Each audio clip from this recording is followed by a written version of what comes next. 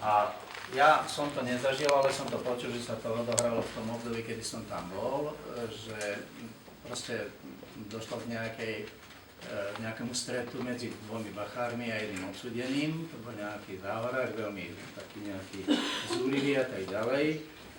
No tak oni sa na ňo vreli, dokopali ho a tak ďalej. Teda niečo z začiatku mu chceli povedať zrejme a on reagoval nejak neprimerane, tak oni sa na ňo vreli a tak ho dokopali, že až. Tak on sa ešte dokázal postaviť a jednému uvalili.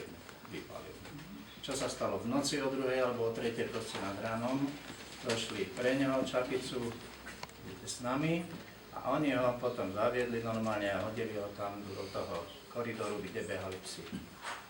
Tak s neho zostali akorát tie pracovné, alebo teda vlastne to bolo v noci, takže píša moc s neho možno zostali.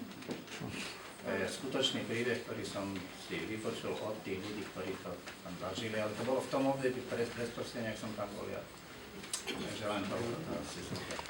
Ja som tu strávil necelé 3 roky, 74, 77. My sme boli veľká skupina, súčasť medzinárodného hnutia víťazstva nad komunizmom. Odsúdených asi 20-30 mladých ľudí, jedna nám zomrela vo vyšetrovačke v Bratislave. Chcel by som sa spýtať, kde tu boli považské strojárne a paťovanie, ak sme robili pre Baťu a pre Sovietský zväz a tak ďalej. My sme boli ako ideologické hnutie a vlastne my bývame teraz v Prahe, takže srdečný pozdrav od Konfederácie politických väzňov Českej, je tu teda zástupkyňa nejaká ešte, niekto nič nehovoril, takže hovorím ja. Ale podstatné je to, že skutočne, aby my sme vám dali tie papiere, lebo na to sa zabúda. A my nemôžeme zabudnúť na to, čo bolo. Tu sme boli ideológovia, kde marxizmus bol jasný, neveriaci absolútny materializmus. Slovensko sa musí prebudiť. Ja to sledujem 22 rokov, odkedy sme v Prahe. Úplne ináč sa správajú Češi ako Slováci, ale Slováci vidím, tu je všetko duchovné. Kňazi, bohoslužba, skutočne veriaci ľudia, ďaleko viacej. Ale my sme tí, ktorí by sme mali toto všetko prebúdzať. Podľa pána Čarnogórského, ktorý napísal do literárnych novín po páde komunizmu, že naša skupina bola najväčšia náboženská skupina v 70. rokoch. A my si to, a ja teda osobne udržujem, manželka takisto, bola 3,2 roka vo väzení ako skupina, bola v Košiciach a naďalej sa snažíme pozbudzovať ľudí, aby sme sa zlepšovali, aby sme nečakali, že niekto nám niečo urobí. Ježiš povedal, buďte dokonali, my sa musíme zdokonalovať, zlepšovať a vytvoriť, ako som vo väzení si vždycky myslel, dobrý, to kráľovstvo, čo tu hovoril brat Srholec, kráľovstvo od Tatier k Dunaju. Ja by som si to veľmi prijal, aby sme to zažili a aktívne pracovali na tom. Takže, kde je to, čo som sa spýtoval? Pravdepodobne... Ja si neviem uvedomiť vôbec, pardon, že som do toho vezol, vôbec si neviem uvedomiť, v ktorej časti som bol. Hoci môžem vám prezradiť, že som robil kompletnú dokumentáciu projektovú tohoto väzenia. Z mierky 1:100 som to prekresloval na 1:50, takže som poznal... Tam vtedy, keď ste tam boli? Všetky úniky, áno, ja som mal 3000 krát vytiec z tohoto väzenia, ale čo do toho väčšieho väzenia, do toho veľkého koncentračného tábora sa dostať. To nemalo význam. Hej. Pamätáte si, kde bola kedysi kotolňa? Kotolňa bola tuto, ako je táto vežička. Ako je táto vežička, tam tie prilepené budovy, tam bola kotolňa. A tie výrobné miestnosti, aspoň čo mi pán Resek spomínal, teda bývalý riaditeľ, a čo sme my boli, tak asi v tomto trakte nejako takto. Tam ako je tá vežička a tam dole niekde. Tam sú aj nejaké také klembové miestnosti, také valené klemby sú tam všelijaké. Neviem, či to bolo náhodou ono, ale ako... My sme boli druhé podlažie, teda podzemné. My sme sa tam dostali, keď ten bývalý riaditeľ, ktorý teda bohužiaľ nemohol to bolo tak, že my sme neprechádzali cez dvor alebo niečo. My sme priamo z na druhom poschodí sme mali cely, tam boli 2 politické cely.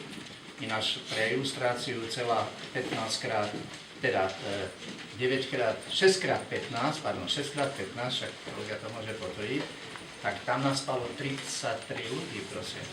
Trojposchodové postele, každý väzeň mal jednu skrinku 40x40x40 cm a to bolo celé vaše bohatstvo. Tam ste museli mať všetko uložené.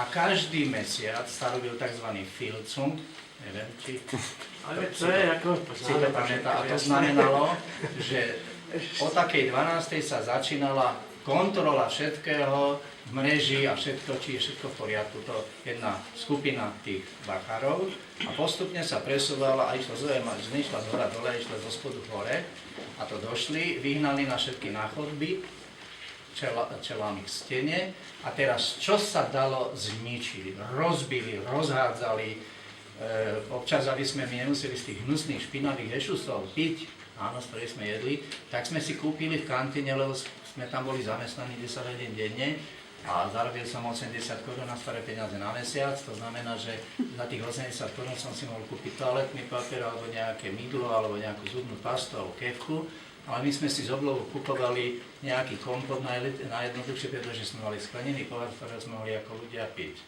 Tak toto v rámci tých filcungov, to sa na minďar všetko rozmlátilo, tam bolo skla, tam bolo všetkého, nejaké balíky, čo dostali väzni, že tam boli cigarety, to si zobrali dobré cigarety, tí bachári a tak ďalej, tak aby ste mali takú predstavu, čo sa tam všetko dialo. Že by bolo dobre, keby tí, ktorí ste tu na 70. roky, teda po 68. uväzení, ja by som rád, keby sme sa zhromaždili, lebo je tu rozdiel aj v Čechách. 50. roky a ideologické by sa dalo povedať o 70. roky. Že nejak sa spojiť, aj čo ste, ja neviem, boli vyhodení zo školy alebo zákaz. Ale niektoré ešte druhá skupina? Pán Šulc, samozrejme v 50. rokoch, kedy tu bol Nie, ja som bol 80. Viem, nebolo mysliteľné sa modliť, aby to druhí nepočuli, hej, a ísť do kostola vôbec nie. Čo bolo v tom kostole? Ani za nás. No, ani za vás nie. Čo bolo v kostole? No, Zatvorený Kostol slúžil Kostol slúži verejnosti stále. Čiže väzni neprišli okolo vôbec. Ono istý čas, čo viem, neviem, či to bolo za prvej Československej republiky, alebo kedy, že istý čas tí väzni chodievali teda na bohoslúžby, ale to asi bolo za prvej republiky. Mali kaplnku. To určite Bolo nie to do toho 50. Bošnák bol ako duchovný správca. Áno. Áno, máme od neho knihu, teraz sme dostali pre múzeum. On mi to hovoril Bošnák, že vtedy poznal kostol zvonka a teraz to poznal znútra. Väznicu aj kostol. Poznal obidva pohľady, on pracoval v tej kráčierskej dielni. A Beňuška to isté ako Ilovský kaplan. Môžem sa opýtať, spomínali ste vedeckú knižnicu. No, knižnica ako taká. Ešte by som sa... Mali väzni prístup, alebo boli volaní aj do vedeckej knižnice? A či len do dielne? Cez okienko nám podali jednu knihu za 2 milióny. A to v tých 70. rokoch, 50. vôbec také. Normálne. Systém, aspoň pre politický väzňov, lebo nemôžem hovoriť, lebo my sme nemali možnosti sa stretávať s tými ostatnými väzňami, ktorí tam boli klasickí kriminálnici. Hoci tí nám robili pracovní vedúci a tí od nás odoberali prácu. Ale tá knižnica fungovala tak. My z politického oddelenia si nemohli vybrať žiadne iné knižky, lebo sme si napísali do času rozprávky a básničky. Nič iného ste mali šancu ako politický väzňov. Ani Leninové spisy? No, tak Leninové spisy neviem.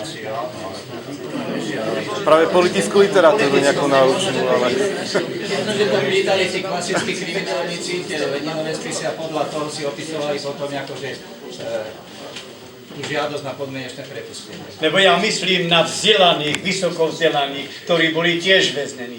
Áno, vedel by som aj ja čítať rozprávky, ale by som nebol s tým spokojný, zvlášť keď som počul, že tam bola vedecká knižnica. Ja by som k tomu povedal, čo mi hovoril nebohý mocný od Beňuška je pre výročie jeho smrti.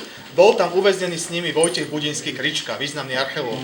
A tí väzni mali tam väzenský rozhlas a tam im samé žvásty púšťali. Tak prosili toho vedúceho, neviem či veliteľa alebo koho, že aby im Budinský Krička povedal niečo o archeológii.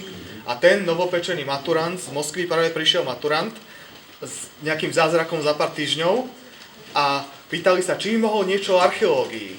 A ten chudák nevedel, čo je to archeológia. Takže nedovolil.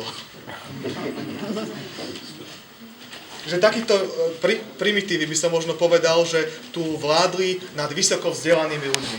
Nie len väznené telo, ale aj duša a mozog. Ale milí bratia a sestry, v Lani ja som požiadal ministerstvo vnútra, či mi môžu dovoliť sa sem prísť podívať. Prišiel som, náčelník ma prijal aj zástupca náčelníka a keď mi povedal, že je tá väznica plná, tak som znovu plakal, jak je to možné, že voľakedy som sa díval z okien tej väznice, že táto inštitúcia by sa premenila buď na kláštor alebo kultúru ustanovizeň a teraz je plná väzňov. A to je hanba nám všetkým, že sme tam sedeli a nerobíme viacej, ako by sme mali robiť. Hanba všetkým nám, kňazom, katolíkom, protestantom, proste my sa musíme prebudiť. Že miesto komunizmu tu máme mamonizmus. To je špatné. To sú záväzky pre nás všetkých. Aj hanba zlému duchu. Ale veď samozrejme, vy to chápete. Ale toto, takže to nie je správne, že plná väznica. Za to sme zodpovední. A mnohí čakajú na uväznenie. Áno, lebo to sú krádeže, prikázanie. Kto má kázať, nepokradneš. Tak to musí byť jasné. Dobro sa oplatí robiť, za zlo máš problémy. Ťažkosti. A toto musí robiť vláda. Kde je podpredseda vlády? No musel, ale my sme tu preto, aby oni vedeli o tom. Oni musia presadzovať morálne-etické zákony, ministerstvo školstva a tak ďalej. Tak ukončíme, pozrieme si aj ďalší, ktorí sa nedostali, pomaličky si prezrieme múzeum a pomaličky pôjdeme na obed. Vlastne aj tu si môžete pozrieť, ako ten kláštor vlastne vyzeral. Tu je väzenský odev. Musí byť robiť.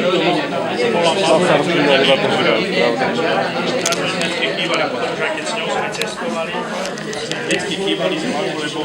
Ja som sa na niektorých nakontaktovať, ktorí vás chceli rozprávať, ale... No. Tak tam